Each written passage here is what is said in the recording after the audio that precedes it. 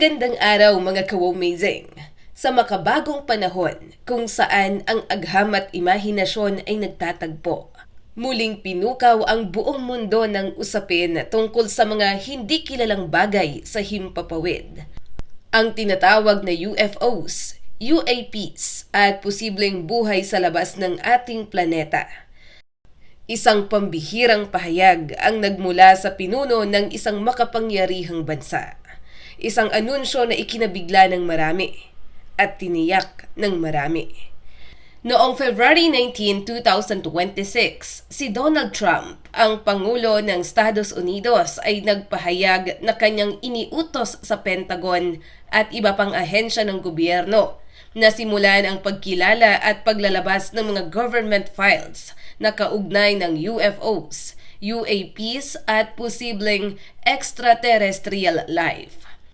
Ayon kay Trump, dahil sa napakalaking interes mula sa publiko, iniutos niya sa Pentagon at sa iba pang mga ahensya na simulan ang proseso ng pagtukoy at paglalabas ng mga government files na may kaugnayan sa unidentified aerial phenomena, unidentified flying objects at anumang impormasyon tungkol sa extraterrestrial life.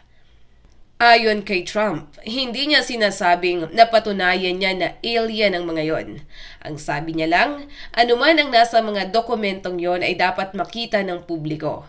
Marami ang nagtatanong at oras na para maging bukas ang gobyerno. Sa mga nakaraang taon, ang usapin ng UFOs at UAPs ay hindi na lamang alamat o conspiracy theory. Ang mismong mga video na kuha ng mga piloto ng US Navy ay inilabas na dati pa. Nagpapatunay na may mga insidente ng hindi agad maipaliwanag na mga bagay sa himpapawid. Ngunit hanggang ngayon, walang opisyal na ebidensya na nagpapatunay na ito ay gawa ng extraterrestrial beings o dayuhang sibilisasyon. Ang mga opisyal na pag-aaral ng Pentagon at NASA ay nagsabing karamihan sa mga UAP ay maaaring mga balloon, drones o error sa observation. Ngunit marami pa rin ang hindi nalulutas. Ayon sa Speaker ng Congress, ito ay isang malaking hakbang para sa transparency. Ngunit dapat tiyakin na hindi malalabag ang national security. At ayon pa sa ibang opisyal, ang mga dokumentong ito ay hindi basta-bastang ibinubunyag, lalo na't classified at maaaring maglaman ng sensitibong impormasyon. Ang pangyayaring ito ay hindi lamang tungkol sa alien o UFOs. Ito ay tungkol sa kung paano hinaharap ng mundo ang posibleng pinakamalaking tanong sa kasaysayan. Tayo ba ay nag-iisa sa universe? Sa bawat usaping may kinalaman sa UFO at alien disclosure, iisa ang pangalan na paulit-ulit na binabanggit, ang Pentagon. Ito ang punong tanggapan ng Department of Defense ng Estados Unidos. Dito matatagpuan ang mga classified military records, secret programs at mga dokumentong hindi basta-bastang inilalabas sa publiko. At ngayon, ayon sa pahayag ni Donald Trump, may mga dokumentong maaaring magbukas ng pinto sa pinakamalaking misteryo ng sangkatauhan. Nang sabihin ni Trump na kanyang iniutos ang pag-review at posibleng pag-release ng mga dokumentong kaugnay ng UFOs at extraterrestrial life, nagliyab ang social media. Trending, viral, worldwide panic at excitement. Ayon sa isang netizen, finally, ilalabas na rin nila ang katotohanan. O baka naman, distraction lang ito. Hindi ito ang unang beses na may ganitong pahayag ang gobyerno ng Amerika. Ngunit ito ang isa sa pinakadirekta. Noong 2017 at 2020, inilabas ng Pentagon ang ilang video na kuha ng US Navy pilots. Mga video na nagpapakita ng mga bagay sa himpapawid na walang visible propulsion system, gumagalaw sa bilis na lampas sa kilalang teknolohiya, biglang nawawala sa radar. Ang mga video na ito ay kalaunang kinumpirma ng Pentagon na authentic. Hindi nila sinabi na alien ito, pero hindi rin nila maipaliwanag kung ano. Ano nga ba ang UAP? Dati, UFO ang tawag. Ngayon, mas ginagamit ang terminong UAP, Unidentified Aerial Phenomena. Mas neutral, mas scientific, mas iwas sa alien stigma. Hindi lamang ang Pentagon ang sangkot. Ang NASA ay nagsagawa rin ng independent study tungkol sa UAPs. Ayon sa kanilang findings, walang matibay na ebidensyang extraterrestrial. Karamihan sa sightings ay maaaring atmospheric phenomena. May ilan pa ring kaso na hindi maipaliwanag. Bakit ngayon lang? Maraming nagtatanong kung may itinatago ang gobyerno, bakit ngayon lang ilalabas? May ilang posibleng dahilan. Una, public pressure. Lumakas ang disclosure movement. Mas maraming whistleblowers ang nagsalita. Number 2, teknolohiya. Mas advanced ng radar at surveillance systems ngayon. Number 3, political strategy. May nagsasabing maaaring paraan ito para ilipat ang atensyon ng publiko, magpakita ng transparency o maghanda sa mas malaking announcement. Ano ang posibleng nasa Pentagon records? Dito nagiging mas misteryoso ang usapan. Ayon sa mga dating insiders at defense analysts, maaaring kasama sa records ang mga sumusunod: radar logs, pilot testimonies, satellite imagery, intelligence briefings, interagency communications. Ngunit mahalagang tandaan, hanggang wala pang opisyal na inilalabas, ito ay espekulasyon lamang. Ang usapin ng national security, hindi basta-basta ilalabas ang lahat. May mga limitasyon. Kung ang mga UAP ay advanced foreign technology, secret military projects, experimental aircraft, maaaring hindi ito alien kundi classified weapons program. At kung yon ang katotohanan, mas nakakatakot yon para sa ilang eksperto.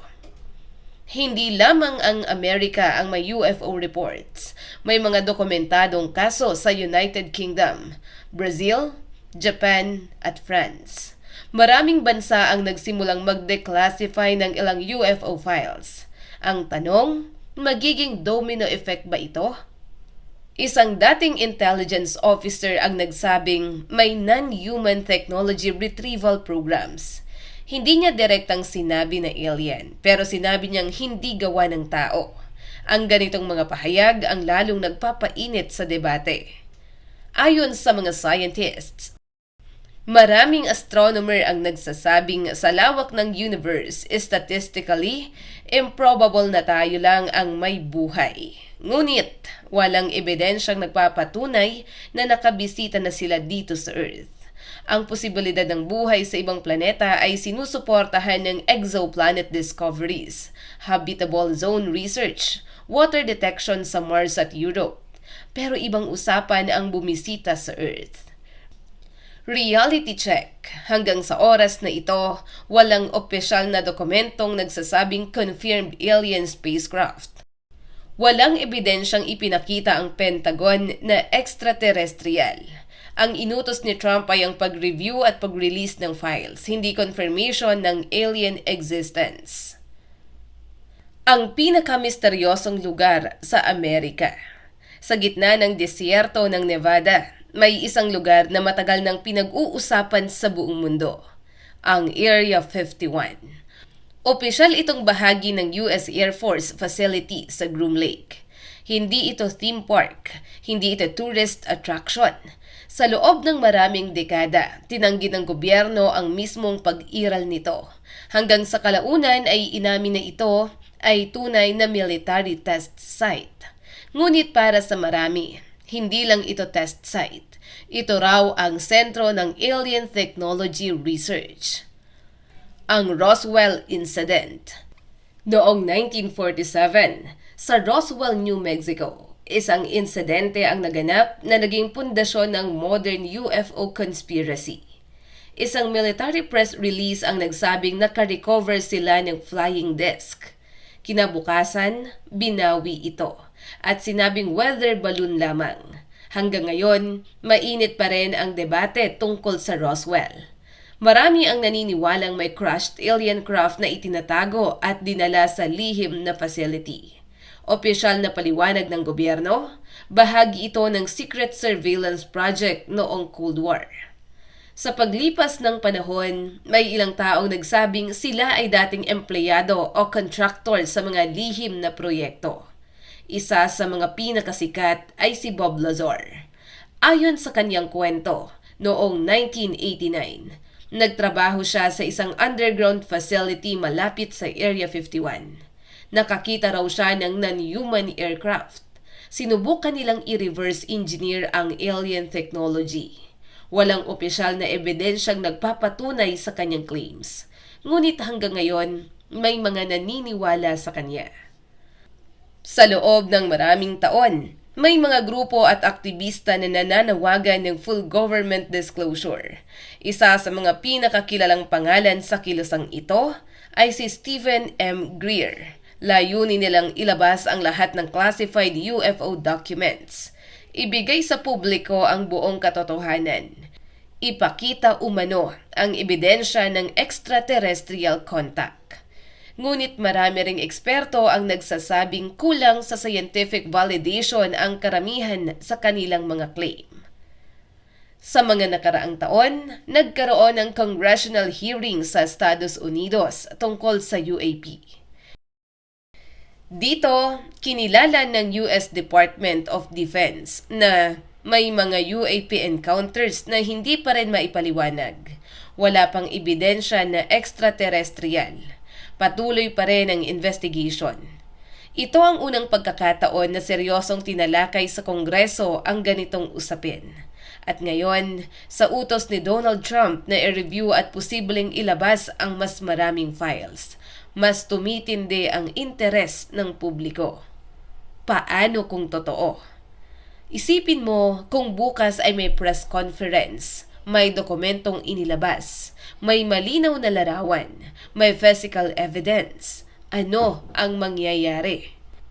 Maraming teologo ang nagsasabing hindi naman agad mawawasak ang pananampalataya. Maaring ang alien ay isa ring nilikha ng Diyos. Mas lalawak ang konsepto ng sangnilikha. Ngunit para sa ilan, maaaring ito ay magdulot ng existential crisis. Sa geopolitics naman, kung may alien technology, sino ang may control? Sino ang may access? May arms race ba? Ang ganitong impormasyon ay maaaring maging pinakamahalagang strategic advantage sa kasaysayan. At sa agham naman, para sa siyensya, ito ang pinakamalaking breakthrough. Astrophysics, biology, physics. Maaari nitong baguhin ang ating pagkaunawa sa space level, energy sources, time and gravity. Ngunit hanggang ngayon, wala pang ebidensya. Ang pinakamahalagang punto, sa kabila ng lahat ng haka-haka, walang opisyal na kumpirmasyon ng alien visitation. Walang inilabas na dokumento na nagsasabing may extraterrestrial body o craft. Ang anunsyo ay tungkol sa pag-review at pag-release ng files, hindi pag-amin ng alien existence. May mga pag-aaral na nagsasabing kung may biglaang alien confirmation, maaaring magkaroon ng panic sa ilang sektor. Ngunit karamihan sa modernong populasyon ay maaaring tanggapin ito bilang scientific discovery. Ang social media era ay nagbago sa paraan ng pagproseso natin ng shocking news. Bakit ba tayo labis na naaakit sa ideya ng alien? Dahil ba sa takot? Dahil sa pag-asa? O dahil nais nating malaman na hindi tayo nag-iisa? Sa pag-ikot ng mundo, sa paglipas ng oras, ang mga dokumento ay maaaring nasa proseso na ng pagsusuri. Maaaring may lalabas, maaaring wala. Ngunit isang bagay ang sigurado, kaw-amazing. Ang misteryo ng langit ay hindi pa tapos. Batay sa modern astronomy, may higit sa 100 billion galaxies. Bawat galaxy ay may bilyong bituin. Maraming exoplanets ang nasa habitable zone. Statistically, napakataas ng posibilidad na may buhay sa ibang lugar. Ngunit ang distansya ay napakalayo. Ang teknolohiya para makarating dito ay hindi pa natin alam kung posible. Advanced physics? May ilang theoretical concepts, warp drive, wormholes, interdimensional travel. Ngunit lahat ito ay nasa theoretical stage pa lamang. Walang ebidensya na may gumamit nito para bumisita sa Earth. Ang epekto sa mundo, unang-una sa ekonomiya. Kung may alien tech na mas advanced, maaaring bumagsak ang oil industry. Maaaring magbago ang energy market. Maaaring magkaroon ng bagong technological revolution. Ngunit kung walang alien confirmation, mananatiling speculation. Mga ka-amazing! Marahil ang tunay na misteryo ay hindi kung may alien, kundi kung paano tayo tumitingin sa langit, sa bawat ilaw na gumagalaw sa gabi, sa bawat radar signal na hindi maipaliwanag. Nandoon ang tanong na bumabagabag sa sangkatauhan. Tayo ba ay nag-iisa? Hanggang sa may malinaw na ebidensya, ang sagot ay nananatiling misteryo. At marahil ang misteryong yon ang nagpapanatili sa ating paghahanap. Hanggang sa muli mga ka-amazing. Kung nagustuhan mo ang video na ito, huwag kalimutang mag-like and subscribe at pakipress na rin ang notification bell para updated ka kapag may mga bago tayong video katulad nito.